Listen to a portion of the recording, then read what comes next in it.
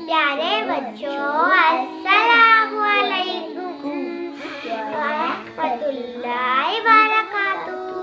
आज मैं अपने भाई से आज मैं आपको सफाई के बारे में बताऊंगी। तो आज मैं अपने भाई, अब हमारा सोने का वक्त था तो हम सो रहे थे। मैंने सोचा चलो मैं अपने भाई को सफाई के बारे में छोटी सी बातें बता दूं। तो मैंने सोचा चलो प्यारे बच्चों से भी शेयर कर लेती हूँ। तो चले प्यारे बच्चों, अब हम लोग स्टार्ट करते हैं। मैं अपने भाई को समझाती हूँ। चले प्यारे बच्चों, अब हम लोग स्टार्ट करते हैं।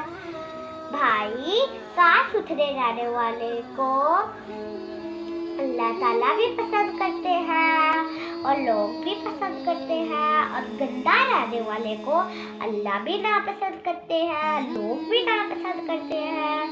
तो भाई, हमें रोजाना नहाकर साफ सुथरे रहना चाहिए और टूथपेस्ट से हमें दांत भी साफ करने चाहिए।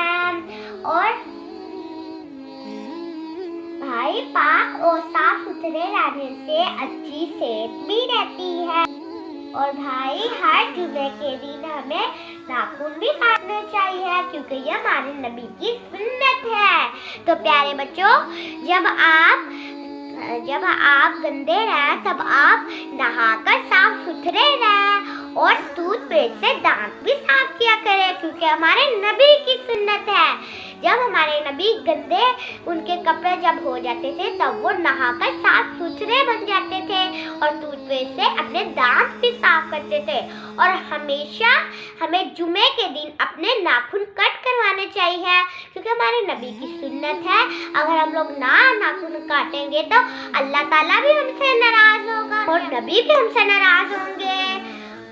प्यारे बच्चों, जब भी आप नाखून ना काटे तब आप अपनी मम्मा को कहा करें कि मम्मा जी मेरे नाखून काट दें, तो क्योंकि हमारे नबी की सुन्नत है। और आप हमारे चैनल को लाइक शेयर सब्सक्राइब भी जरूर करना कि हमारे